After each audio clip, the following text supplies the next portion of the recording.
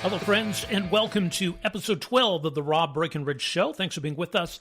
Don't forget to follow us and subscribe at robbreakenridge.ca. You can also find this podcast on Spotify, Apple Podcasts, Amazon Music, and other podcast platforms, and also check out our YouTube channel. A lot of ground to cover on this episode of the podcast. We've got two interviews for you. We will hear momentarily from Michael Binnion. He's got a long history in the energy sector, and he is one of the 15 members of the new Alberta Next panel announced this week by Premier Danielle Smith. More on that in just a second. Also, we'll take an in-depth look at the big international issue at the moment, what's happening in Iran and where things go from here. A lot of questions about the future of the Iranian regime and the future of their nuclear aspirations in light of what's happened over the last couple of weeks, especially the involvement of the Americans. Veteran journalist and columnist Terry Glavin will be with us later on. He's got a great piece on his Substack this week at The Real Story.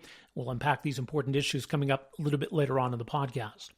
But let's start with that announcement this week that I just alluded to. Just as we get set to celebrate Canada Day this weekend, the conversation in Alberta is very much focused on our place in this confederation and how we can improve on that position.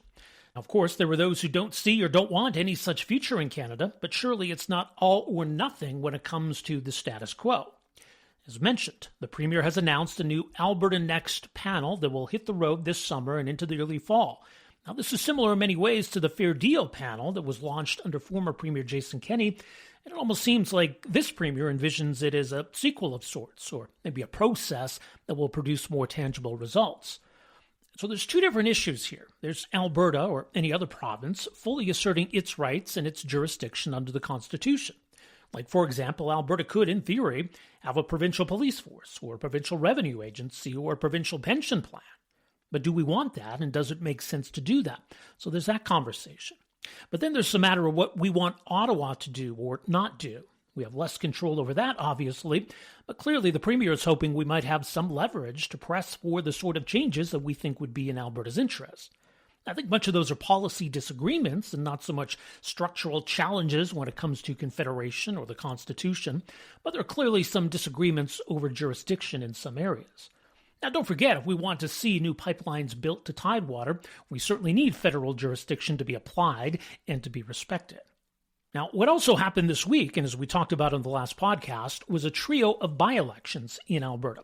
In the context of this conversation, maybe the most relevant was the one in Old Didsbury Three Hills, where an upstart separatist party failed to make much of a splash in a riding where one might expect separatist sentiment to be among the highest in the province. Now, when she was asked about it this week, the Premier, though, didn't gloat over the result, but simply restated her belief that we need to improve the relationship with Ottawa to really take the wind out of the separatist sails, such as it is. This is part of the reason for the Alberta Next process. We know that we have to be able to make a strong case for a united or a strong Alberta within a united Canada, but we also have to address the things that are causing the rise in that sentiment. I share Adam's hope that we'll be able to work constructively with Mark Carney to be able to do that. We've got discussions going on as we speak. Unfortunately, we just haven't seen a lot of action yet. And so I would say that the sentiment that you're seeing was created in Ottawa by 10 years of terrible policy. And I think it can also be dialed down by Ottawa by undoing 10 years of terrible policy and allowing us to get back to investing and allowing us to be able to chart our own course as a province in our areas of jurisdiction. So I think that the jury is very much still out on the future of that movement, but I'm very hopeful that we'll be able to address these concerns so that sentiment subsides. Now, here's the Premier addressing one of these other points here about what is it we want to see change. And the Premier says, ultimately, this is about Ottawa respecting provincial jurisdiction. I would say it's not so much the West wants in as the West wants Ottawa out of its hair. I mean, Ottawa has been interfering in every aspect of our provincial jurisdiction in deeper and deeper ways for about a decade now. And we've had enough of it. So I would say that this is trying to reset the relationship to get Ottawa focused on its areas of jurisdiction. I think we've made some good first strides. The Western premiers, followed up by the Council of the Federation, in the last 2 years have been telling Ottawa, focus on your own knitting. get to the 2% NATO commitment so that we can maintain our trade ties with our important trading partners, build strategic infrastructure like rail and highways and ports. I mean, those are the things that really we do need the federal government to do. They need to make sure that we've got good trade ties so that we can have open markets so that we're all able to achieve what we want to achieve economically. And then we can talk about, once we've generated revenue, what kind of social programs the country wants to have. They've put it backwards. They're spending a lot of money, borrowing money to do it, meanwhile killing the economic drivers that are meant to pay for all of it.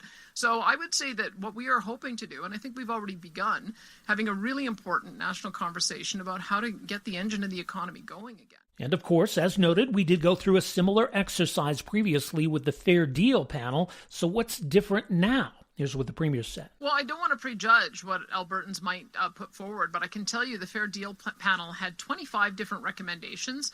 We were able to act on most of them. There was a referendum question that we put forward on equalization, and while we didn't get the result we wanted, I can tell you that it did spark a national conversation. You now have Newfoundland, British Columbia, and Saskatchewan all saying the same thing that we do, which is it's unfair for small provinces to transfer money to Ottawa so that it can be spent by big provinces who should have powerful economies. And so that's wending its way through the court right now. So I think that sometimes these the conversations that we have here are able to lead to a national dialogue, and that's what we're trying to do. We identified 6 issues that we know have come up in the previous round of the Fair Deal panel that we think Albertans now may want to put to a referendum so that we can take some action on them, but there may be others, and that's what we want to be able to explore. And one more here from Premier Danielle Smith. She's been talking a lot lately about the possibility of a proposal coming together that would see a new pipeline built to the West Coast. What's the latest on that? I can tell you that we have been talking with all of the pipeline companies since I first got elected and said that we would like to double our oil and gas production as we seek ways to reduce emissions. And I've also equally said to the Prime Minister as well as publicly that if we have to get taxpayer dollars at the federal level to fund yet another pipeline, then that is a failure of the process. I think we failed at the exercise. What we're trying to do is get an investment climate where private sector partners will want to come forward. And I think if we have a commitment from the federal government on the 2-year time frame, a pathway to yes, and a genuine commitment to get there in conjunction with the Pathways project, I feel confident that either one proponent or a consortium would come forward. And I've also said with the Alberta Indigenous Opportunities Corporation, that's our signal to First Nations that we firmly believe that any major linear projects of this magnitude really do need to have Indigenous equity stake. We've already underwritten $750 million in that kind of equity ownership. We intend to do more. That's why we increased the loan guarantee to $3 billion. But that would be an essential part of it as well, yes. Okay, so some comments there from the Premier. She announced this new Alberta Next panel. When we come back, we'll hear from one of the members of the panel, Energy Executive Michael Binnion. You're listening to The Rob Breakenridge Show.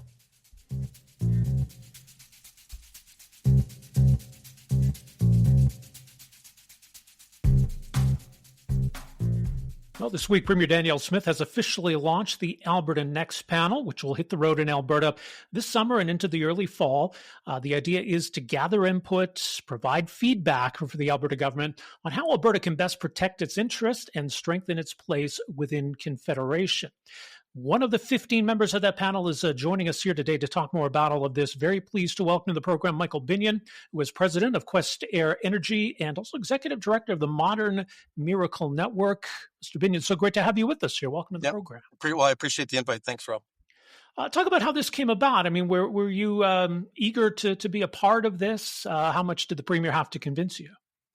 I'm actually quite worried about the conversation around Alberta sovereignty and autonomy, and just even discussing the potential to reconfederate. Even that it's that there's some voices out there I think that are starting to maybe move away a little bit from the rule of law, and I feel it's important for.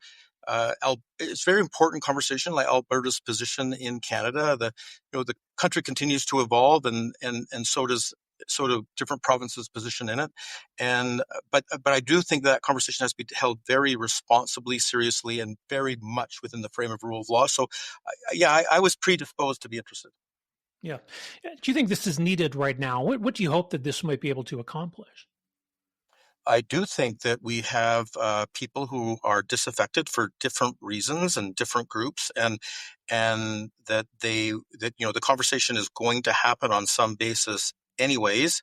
And so I do think that being able to put a responsible frame around that conversation is important, given that this is not a fringe group. I mean, Right. even the people putting out polling talking about that there's really no interest in greater sovereignty for Alberta might be a majority. The fact is, it's not a fringe minority either. This is a substantial, as I said, even in the more conservative polls, it's a substantial minority of Albertans who are concerned about these issues. The conversation is going to happen anyways, and let's put it in a responsible frame. Right. And that's something you've been talking about. You wrote a piece for the Calgary Herald, I think it was last month, talking about, the idea of more responsible self-government, but Alberta, and I mean, for that matter, other provinces, really asserting what already exists as rights, provincial rights under the Constitution. Yeah, what at the paper I've written, and I'm in the process of getting it published, but I wrote an op-ed sort of summarizing the point. But the point that I'm making, and to try to make it as simple as possible, because it's the constitutional history of Canada, which is actually quite complicated and went over. A lot of people think Canada came into being on 1867. They taught me that in Canadian history in grade 10. That's what I used to believe. In fact, this was a very long process from 1763. When New France became an English colony, to the 1759, like the creation of legislatures, and then the late 1830s rebellions, and all the way to 1982 when we finally patriated the Constitution. The most recent significant constitutional change for Canada was in 1998 and 2000 with the Clarity Act, confirming that there is it's legitimate for provinces to secede. The underlying principle, unwritten constitutional principle that animates all of that evolution is something called responsible government. And what it really is saying, and it was first articulated in the Durham reports, is that if you can demonstrate the ability to self-govern in a responsible way, then there's good reason to devolve power towards the people who are being governed. And this is how Ottawa or Canada became autonomous from Great Britain and London, was through this long evolutionary process of demonstrating responsible self-government. And there is absolutely no reason why any other province couldn't do the same thing. There's no reason why First Nations can't do the same thing. That if you can demonstrate responsible self-government, why should there not be, under this 200-year plus constitutional convention, why shouldn't there be an ability to devolve more powers closer to the people being governed? What do you think we need from Ottawa? I mean, there's got to be some value to being a part of Confederation. We do need a federal government to make decisions in the best interest of the country. As we saw in the fight between Alberta and BC over Trans Mountain, the federal government said to BC, look, I mean, this is federal jurisdiction. And so there's a limit maybe to the extent to which provinces can tell Ottawa to take a hike, right? Sure, but what I would say is that we started as 4 separate colonies that came together in the BNA Act, and each of those colonies then said, in relative to our creating more autonomy from Great Britain, we would be willing to give certain powers to a central body and certain powers that should stay with us as colonies. And that principle, confederation, is still embedded in our Constitution today as the principle of responsible government as well. And so, of course, there are certain things we've said that the federal government has sovereignty over, and there are certain things that the provinces have sovereignty over.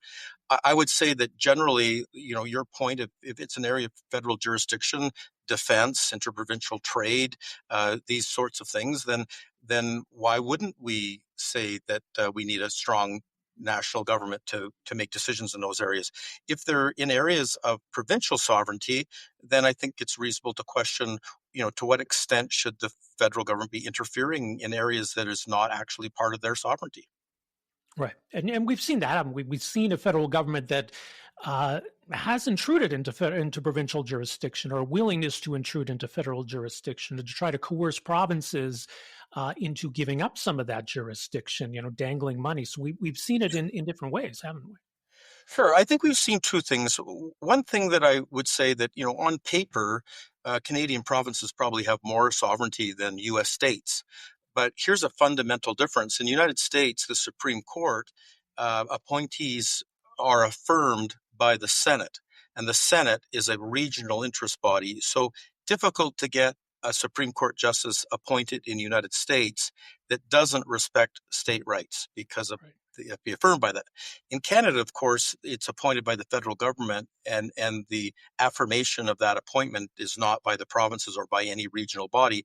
So perhaps unsurprisingly, our Supreme Court has gravitated towards justices that might more often defend federal rights than provincial rights. And as Confederation has evolved, we've started to move more to almost a federation model than a confederation model, and in part, I think it's because we've had a series of court cases that have tended to side a little bit more with federal powers, notwithstanding notwithstanding Constitution. And I think the most glaring example of that was this peace, order, and good government decision on carbon taxes, where the Supreme Court was willing to say, well, that's not a tax at all. We've decided it's a regulatory charge. And we've decided that notwithstanding it's clearly within provincial jurisdiction, that we're going to override that with the peace, order, and good government clause because of the necessity for collective action. So this was I think one of the more glaring examples of a very federal leaning court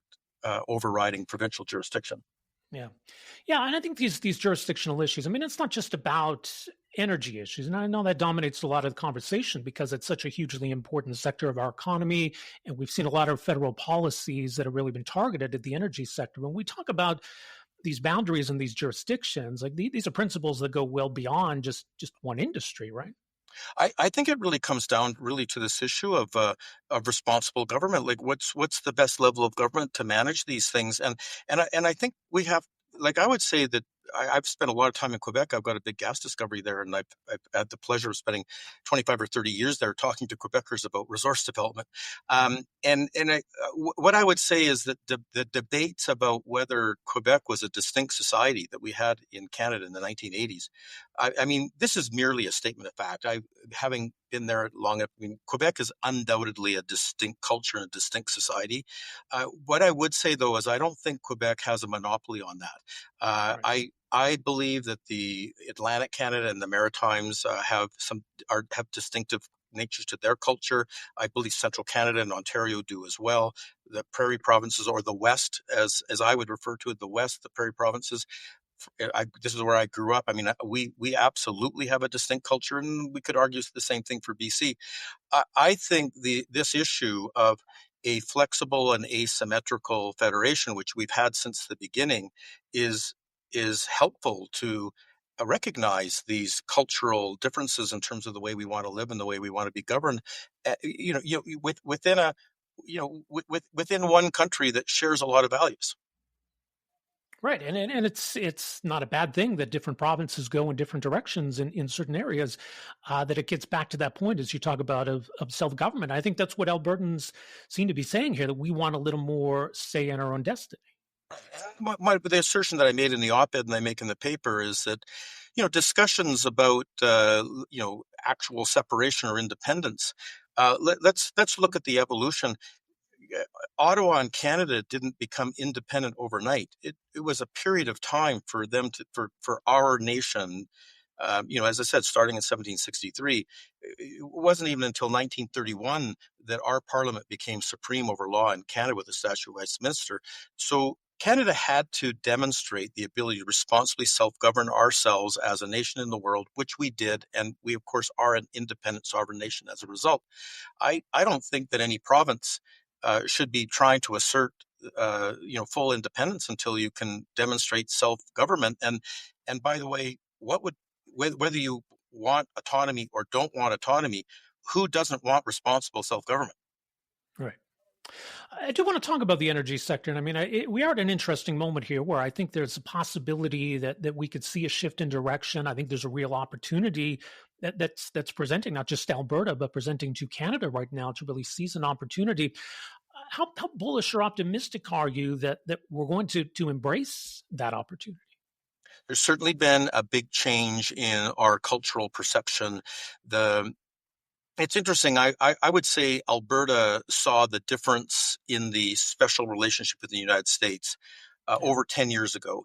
The canceling of XL Pipeline by Obama made it very clear. In fact, I did a speech at the National Coalition of Chiefs in 2016 or 2017 saying the special relationship with the United States is not what it used to be.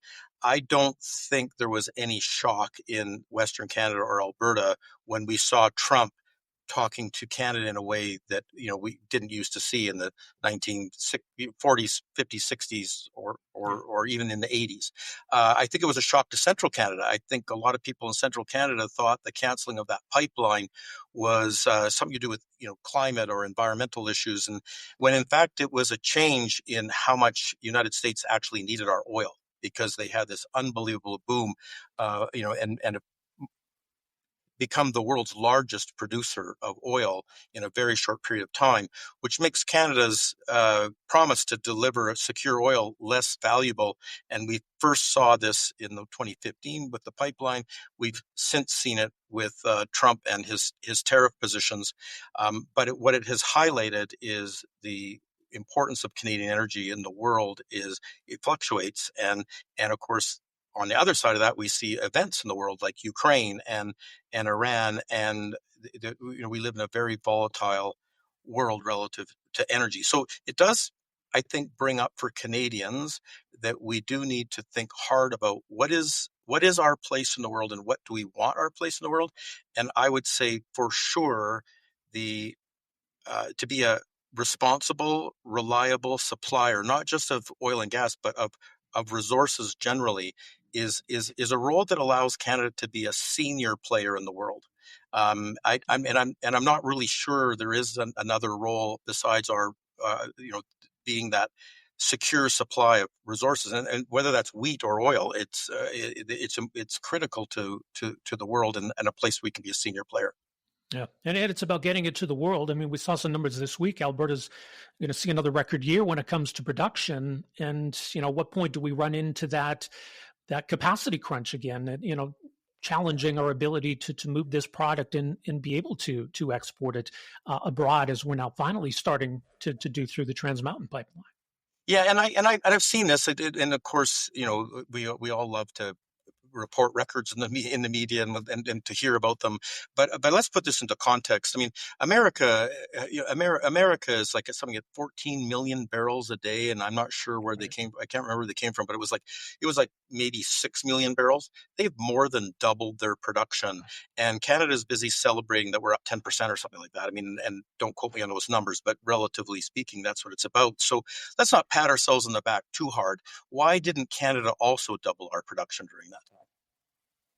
Right. Yeah, absolutely. So I think there's that whole question of lost opportunity that I think is a big part of the conversation right now, which kind of gets us back to where we are, and not just embracing an opportunity, but trying to make up for lost time. That there's got to be maybe more of a sense of urgency here. Well, one would hope so, but a lot of it comes down to, I think, who do Canadians think we are? Not just in our regional cultural areas where we want to, self-govern on the things that make sense, but on the areas where we have in common and want to work together in the world. And I think we do need a Canadian consensus that being a responsible, reliable supplier to our allies of the resources that are needed with, as I said, critical minerals or forest products or any of these things that the world really needs. Do we want to be that reliable partner that consistently punches above our weight that the world can count on? And as you can hear from this, obviously I'm advocating for that. But we have not had a Canadian consensus on that for some time. And I believe the country's languished while we've been discussing it. Yeah, I think, depending on how we measure a consensus, I think based on what we're seeing from opinion polls, even you could argue the last election, I think Canadians, there's a consensus there. It's just a question, I guess, of whether the people in charge of making the decisions, whether it exists there. But I think the good news for Albertans is when we look at how Canadians are feeling across the country, there does seem to be a lot of consensus. I think it's rapidly emerged when there was an external threat that was not just recognized in Alberta because our pipeline was canceled to Louisiana, but recognized nationally because Trump was talking about putting tariffs on his good friends Canada.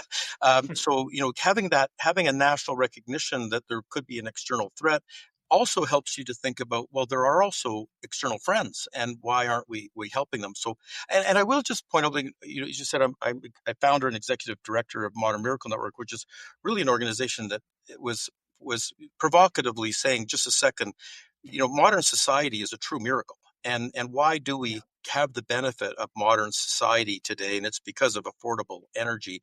And so in 2015, just to remind you and people listening, Canada, it was, everybody said Canada had the dirtiest oil in the world. And we started MMN to say, just a second, there's two sides to this story, and we can't be comparing the benefits of one kind of energy to the costs and impact of another kind. All energy has benefits, all energy has costs and impacts, and let's have an adult conversation about that. And one of those points was, well, there are undoubtedly impacts to developing things like the oil sands. It is also delivering miraculous benefits to people here in Canada and around the world. And let's not throw that baby out with the bathwater. And I do think that today, 10 years later, it's a completely different conversation in Canada, a much more adult, balanced conversation in Canada about energy and our importance in the world. Yeah, definitely. Well, as mentioned, the Alberta Next panel gets to work pretty soon here. I guess you'll be heading on the road fairly shortly here. Alberta.ca/next. People want to find out more about where the meetings are taking place. I guess you're eager to get out and be a part of this? Well, I've never done anything well, I shouldn't say this. I have done a lot of public hearings in Quebec about shale gas. And so that might be an analogous experience. I did learn from that experience that if people don't feel listened to, genuinely heard, then it's a lot more difficult to develop consensus on anything. So I am looking forward to it. As I said, it's certainly a new experience for me here in my home province of Alberta. So I'm actually excited to hear from people all across the province and find out what are animating people. Should be very interesting. Michael Binnion, thank you so much for making some time for us here today. Really appreciate this. Okay, thank you, Rob. I appreciate the conversation. All right, there you go. That is Michael Binnion. He is president of Questerre Energy, executive director of the Modern Miracle Network, and one of the 15 panel members on this Alberta Next panel. They'll be hitting the road fairly soon here. You can find out more at alberta.ca/next. Coming up in a moment here, what next in the Middle East, and more specifically, what next in Iran? In the aftermath of these Israeli airstrikes that became joint Israeli-American airstrikes, where does that leave the regime? Where does that leave Iran's nuclear aspirations? What happens next? We will speak with veteran journalist and columnist Terry Glavin. This is the Rob Breakenridge Show.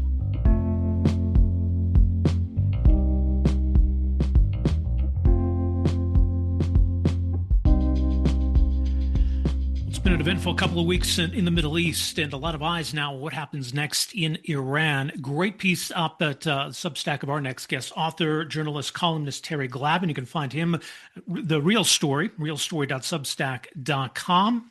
His latest on the peacemongers who gave us war. Terry Glavin, so great to have you with us here. Welcome to the program. Oh, it's good to see you again, Rob. Yeah, likewise, Terry. A lot to get into here. Let me ask you first of all, the Globe and Mail, I think, had the story this week. Border officials are on the lookout, are concerned that Iranian officials who are attempting to flee may be coming here, may already be here. What should we make of that, first of all? Well, we don't really have an immigration system to speak of that functions effectively in Canada anymore. I've been writing about these regime guys, senior IRGC guys who show up in Canada for quite a while, and there are already a lot here, and I think there was some credence to the argument that by simply saying anybody from the IRGC should not be allowed into Canada, period, was rash, because Iran's got a system of conscription.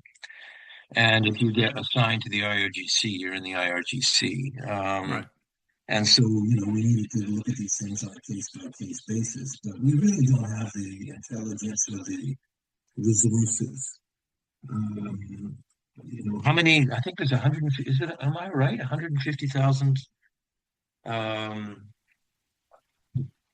applications from within Canada for refugee status right now? From within Canada, right. Something like that. It's crazy. And it takes, I think, 42 weeks for each to be, on average, to be dealt with. So, yeah, we should be out. We should have our eyes on on all that. I mean, there are a lot of, there's an argument from an Iranian point of view. Let them go to Canada. Screw these guys. Who cares? Canada doesn't seem to care. Get them gone. So who then knows? there are those. I mean, there are those who want to flee for the right reasons, who are attempting to get out from under this regime. Yeah, exactly. So you really got to be careful about all that. The other, where does it go next? I think is the big question, and there's a tremendous amount of anxiety in the diaspora communities from the people I talk to in the democratic opposition. And within Iran itself, because, over the past 15 years, in the liberal democracies, everybody's been so preoccupied with running away from anything that looks like regime change that there has been no sort of institutional preparation for the possibility of regime change in Iran. All these years when we should have been helping the democratic opposition get its act together and perhaps forming a kind of an organic government in exile for the big day, we've just basically been in the American case, which people forget.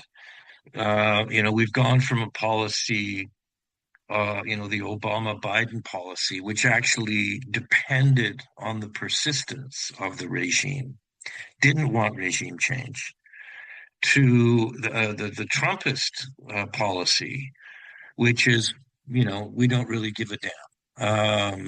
Whatever happens, we'll sort of deal with it on a day-by-day basis. So that you've got, I think everybody in Iran is just shell-shocked. A great, hundreds of thousands of Iranians left after the crushing of the Green Revolution in, I guess, 2009. Right. The big question is, what's next? And I think you've got two or three major camps. The first is the people around, say, Masih Alinejad, and in Canada, Kaveh Shahruz, kind of a human rights activist, democratic grouping there. And that is, I think, the largest bloc, but it's the least organized. And then you've got the Mujahideen-e-Khalq, the National Council for the Resistance in Iran, which is a very peculiar entity and network. Probably the most disciplined and best resourced of the Iranian opposition groups, but they're not very popular in Iran, and they're a bit dodgy. And then you've got the royalists. You've got people around Reza Shah Pahlavi, and he's not a popular figure outside a very, very, very determined and growing circle of sort of influence makers in the diaspora. He's basically not known at all inside Iran.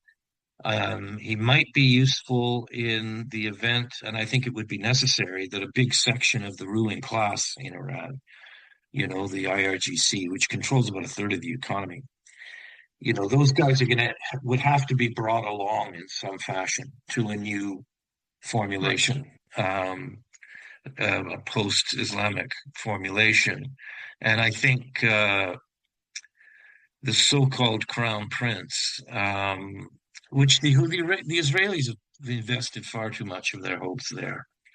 But anyway, he may prove useful in bringing along, that crowd. Mm-hmm. I think in the immediate term, I kind of regret that the Americans got involved. Yeah. I don't think that the bunker busters, the 12 or 14, 30,000-pound bombs, I don't think those were necessary, quite frankly. And I think Trump has basically told the Israelis, you will accept this ceasefire. You will go no further. Right. You will stop your bombing, which I think is a terrible price to pay. A terrible price to pay for essentially President Trump's ego. Well, that's what it feels like. I mean, it seemed like the regime was wobbling. So Trump gets involved, launches these strikes, just declares them to be a success, although maybe there's some question about how successful it was, and then says that's it. And now seems fine, content to leave the regime in place. And as you say, has told the Israelis to stop. So where does that leave us? Yeah, that's the big question. I do think it's regrettable. I mean, it is a pattern that we've seen from the Americans going back a long way. I do tend to beat up Trump quite a bit. But I think I was even more harsh, or at least as harsh, as far as Obama's concerned. Yeah. And this is part of the problem is the Americans are almost incapable of having an honest conversation with themselves about foreign policy because both the Democrats and the Republicans are implicated in some of the most ridiculously precipitous and reckless decisions that have produced the kind of order or disorder that we're seeing in the moment in the Middle East. This is what you get, right? If you become a slave to your own, a hostage to your own hubris, as was the case with Barack Obama, this is what you get, The emphasis on the JCPOA, the 2015 agreement, I guess it was 2015. Yeah, 10 years ago. Yeah, which was a culmination. Yeah, it was actually 10 years ago next month. Of Obama's policy going back a couple of years, which was essentially, this was going to be Obama's big foreign policy legacy. I've got it all figured out, Right. What we're going to do is we're going to have Iran and its networks as a kind of a balance to the Sunnis and the Arab states, which is just absolutely crazy. I mean, he lost everybody in his own administration on that policy. He lost he even lost Hillary Clinton on that, and Petraeus and Robert Hoff and his Syrian envoys. But he thought he was smarter than anyone else. And at the end of the day, the only person he had in his corner was Ben Rhodes. Essentially, what happened was this. I'm getting a little bit too inside baseball. What happened was, long story short, the Iranians said, yes, we'll be happy to enter into a nuclear rapprochement with the United States. So let's go. And they got pulled deeper and deeper into that process. And then, we swung in the Arab Spring revolutions. Obama participated only reluctantly in the NATO and largely French-led operation to protect the people of Libya while they were overthrowing Muammar Gaddafi. And then the Syrian uprising occurred. And the Syrian revolution was the most sort of democratic, pro-American of all of the Arab Spring uprisings. And so John Kerry gets pulled into the secret side-level talks in Oman, or was it Bahrain? Anyway, where the Iranians said to him, look, you leave our guy in Damascus alone. Do not mess with Bashar Assad. Because if you mess with Bashar Assad, we're going to walk away from the table. And you guys are going to look like idiots. And so Kerry said, oh, okay, we won't bother him. And so Obama allowed Assad to cross the American red line on the use of chemical weapons. The Obama administration invited the Russians to police this preposterous agreement on chemical weapons, in which Assad essentially just moved from using sarin gas to chlorine gas and a crude form of napalm,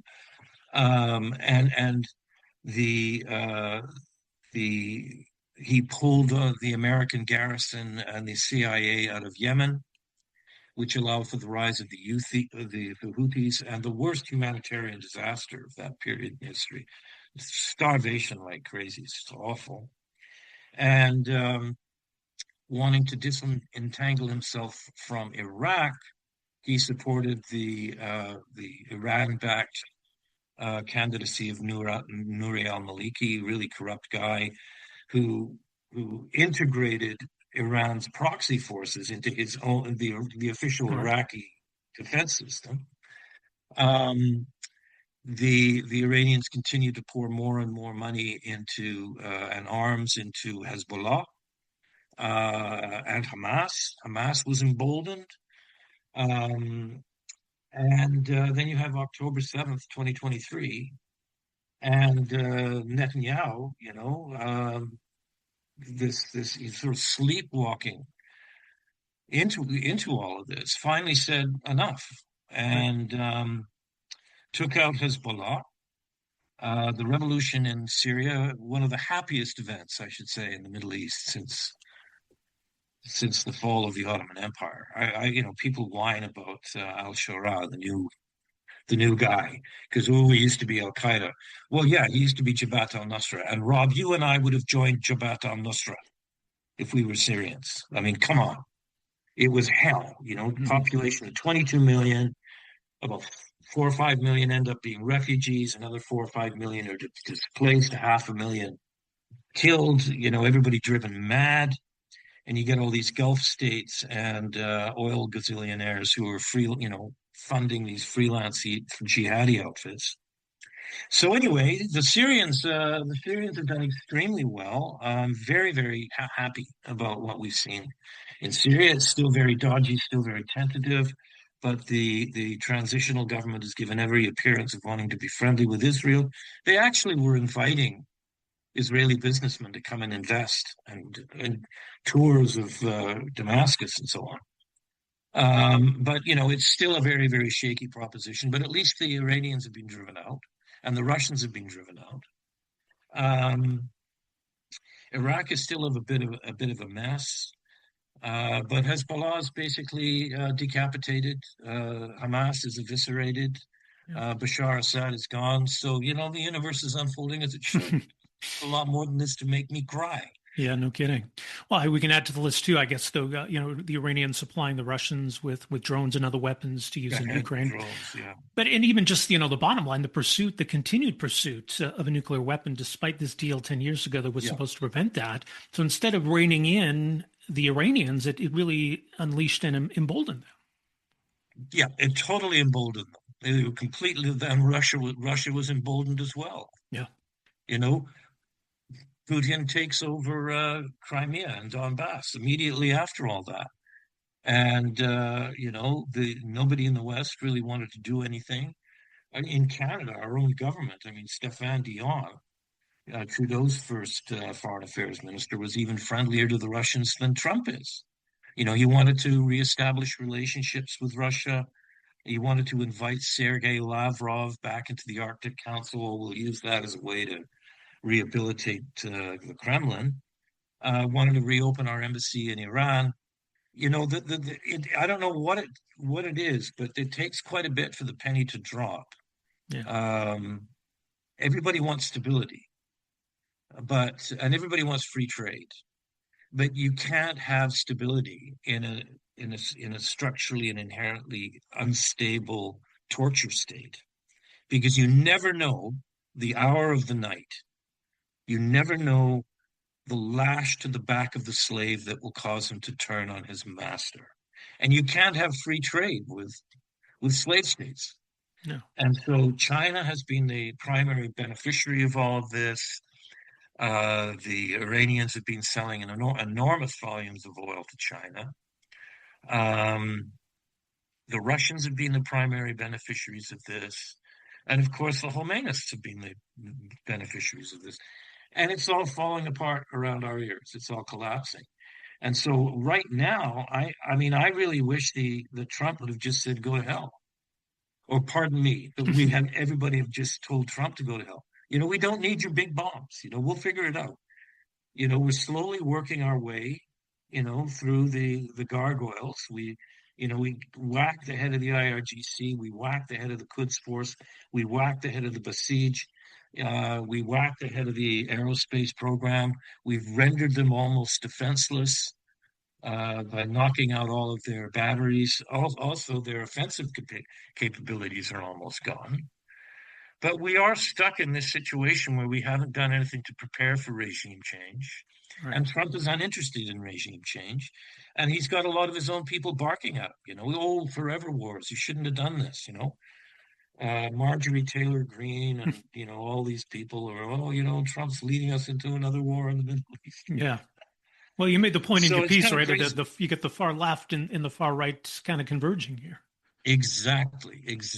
You've got, and I mean, quite exactly and precisely when you've got Tucker Carlson, bringing in all of these sort of code pink intellectuals onto this program.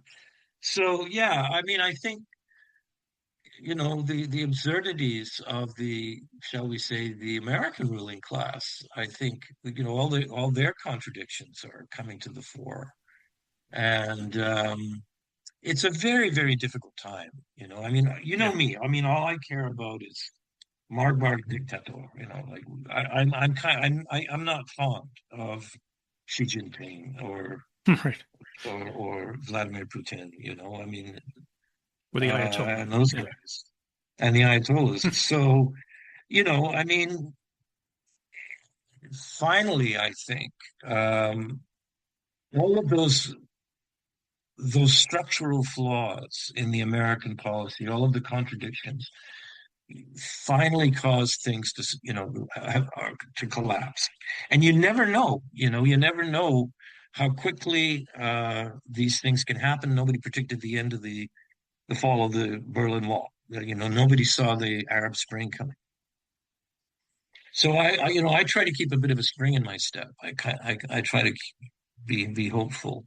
But it is hard work, and it is going to be a very hard slog in Iran.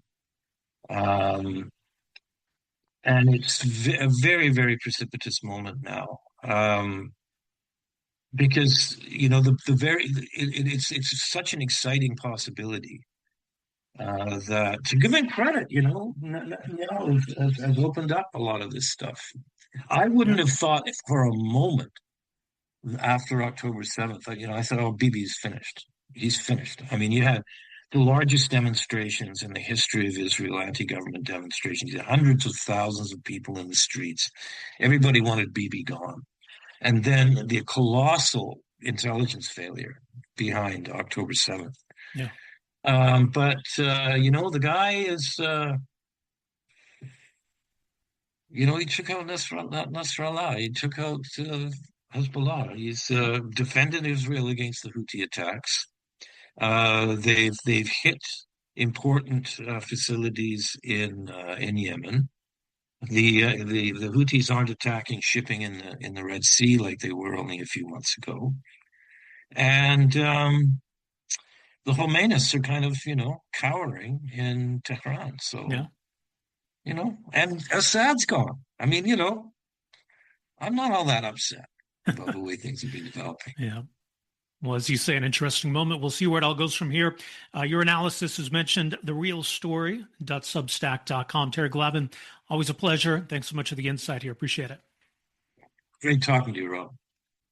Okay, there you go. That is veteran journalist, author, columnist Terry Glavin. Some insight from him on this whole situation with Iran and kind of going back over 10 years and how we got to this point. You can check out his latest at his Substack, therealstory.substack.com. And I guess we'll see where this whole situation goes from here. Listen, that's going to do it for us on the podcast here this week. Don't forget, folks, Tuesday is Canada Day. So with the long weekend, we won't have an episode for you on Tuesday, but we will be back with a new episode for you a week from today, so next Friday. Don't forget to check out our Substack. You can find that at robbreakenridge.ca. You can find this podcast, of course, on Spotify, Amazon Music, Apple Podcasts, and other podcast platforms. We got a YouTube channel as well. You can check that out at Rob Breakenridge Show. So enjoy the long weekend, folks. Have fun, be safe, and we will talk to you later next week. Take care.